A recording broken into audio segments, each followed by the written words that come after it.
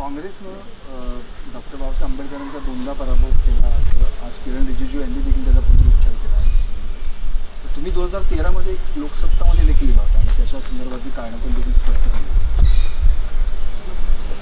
मी काँग्रेसला ब्लेम करायला तयार नाही. ती एक पॉलिटिकल पार्टी आहे. त्या पॉलिटिकल पार्टीचं त्यावेळेसचं धोरण होतं. फक्त काँग्रेस पार्टी नव्हती तर त्यावेळेस कम्युनिस्ट पार्टीने सुद्धा विरोध केला होता. लेबर लढ्यामध्ये एकत्र लढल्यानंतरसुद्धा कम्युनिस्ट पक्षाने स्वतःची 60,000 मतं मध्य मुंबई मतदारसंघामध्ये कुजवली होती अशी असणारी परिस्थिती आहे. परंतु मी असं म्हणेन की जे काही शेड्यूल कास्ट फेडरेशन होतं आणि त्यावेळेसचे जे काही पॉलिटिकल नेते होते, मी त्या पॉलिटिकल नेत्यांना ब्लेम करणार आहे. आणि त्या पॉलिटिकल नेत्यांना ब्लेम याच्यासाठी करणार आहे की राखीव मतदारसंघामध्ये 2 मतदान होते आणि ते तुम्ही कोणालाही देऊ शकता. तेव्हा हे जे राजकीय नेते त्यावेळेसचे होते त्यांनी नुसतं हेच सांगितलं असतं की दोन्ही मतं तुम्ही बाबासाहेबांना द्या.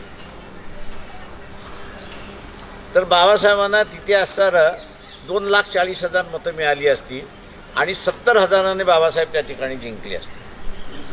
जसं काँग्रेसने विरोध केला, कम्युनिस्टांनी विरोध केला, हे जसं बरोबर आहे तसं त्यावेळच्या बाबासाहेबांचे जे काही सहकारी होते त्या सगळ्या सहकार्याने काका नांदेडमध्ये तेच घडलं आणि त्याच्यानंतर सोलापूरमध्ये सुद्धा तेच घडलं.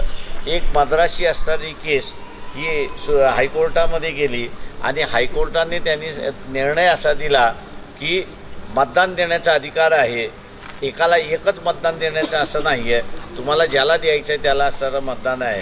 आणि म्हणून ज्यांनी एकाच उमेदवाराला 2 मतं दिली ते त्यांनी लीगल म्हणून त्यावेळेस असताना ठरवण्यात आलं होतं. त्यावेळेस काँग्रेसबरोबरचे त्यावेळेसचे RPIचे शेड्यूल कास्ट फेडरेशनचे जे काही नेते होते तेही त्याला रिस्पॉन्सिबल आहेत असं मी त्या ठिकाणी मानतो.